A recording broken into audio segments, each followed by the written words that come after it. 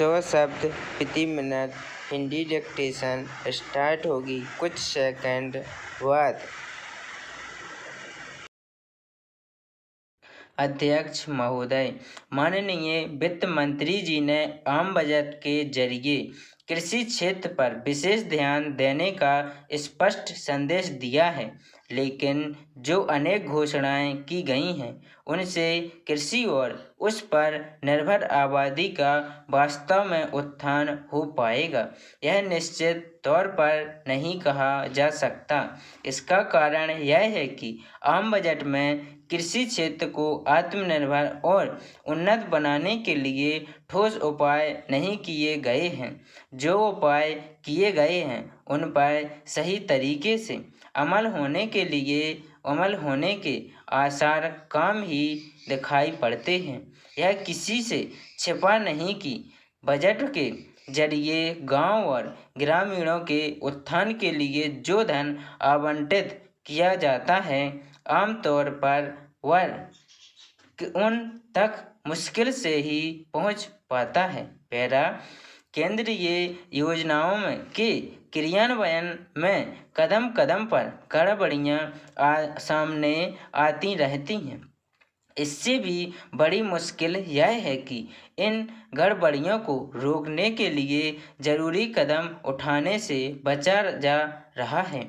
वित्त मंत्री ने यह स्वीकार भी किया है कि नीति का क्रियान्वयन सही तरीके से न हो पाने के कारण आम आदमी को अनेक परेशानियों का सामना करना पड़ता है, लेकिन सच को मत स्वीकार कर लेने से समस्या का हल नहीं हो जाता।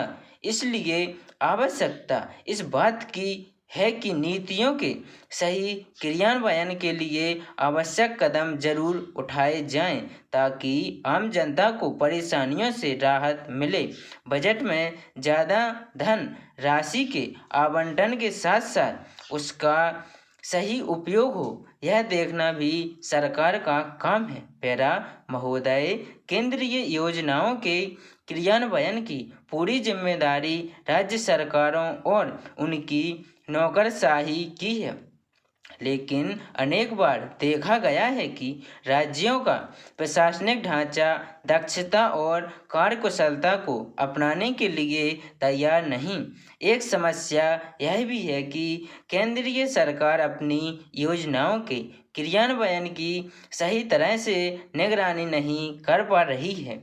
यदि केंद्र सरकार तमाम प्रयत्नों के बावजूद महंगाई नहीं रोक रही है तो इसके लिए वित्तीय नीतियां उतनी जिम्मेदारी नहीं जितनी इन नीतियों को अमल में लाने वाला सरकारी तंत्र।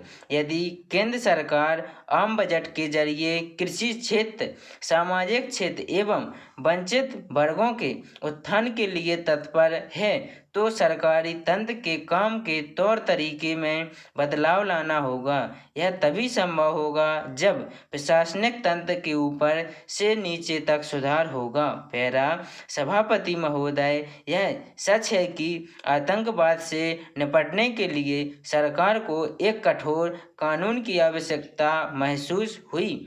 उस आवश्यकता को पूरा करने के लिए सरकार फोटा नामक अध्यादेश ले आई। यद्यपि विपक्ष ने उसकी आलोचना की, लेकिन इसे रोकने का अधिकार उसे नहीं था, इसलिए अध्यादेश तो रोका नहीं जा सकता।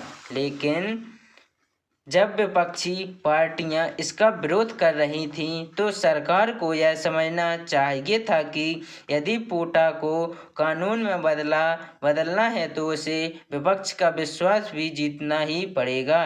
लेकिन आपकी सरकार की पहली भूल तो यह हुई कि जिस पोटा को इतना अनिवार्य बताया उसके तहत वह एक भी ढंग की कार्रवाई नहीं कर पाई। जम्मू कश्मीर में एक मामले में इस अध्यादेश का प्रयोग किया गया तो उसे 4 दिनों के भीतर वापस लेना पड़ा। इसलिए मुझे शंका होती है कि क्या पोटा के कानून बन जाने के बाद सरकार इसी तरह की कार्रवाइयाँ किया करेगी। जिनके बारे में वह पूरी तरह से आश्वस्त भी नहीं है।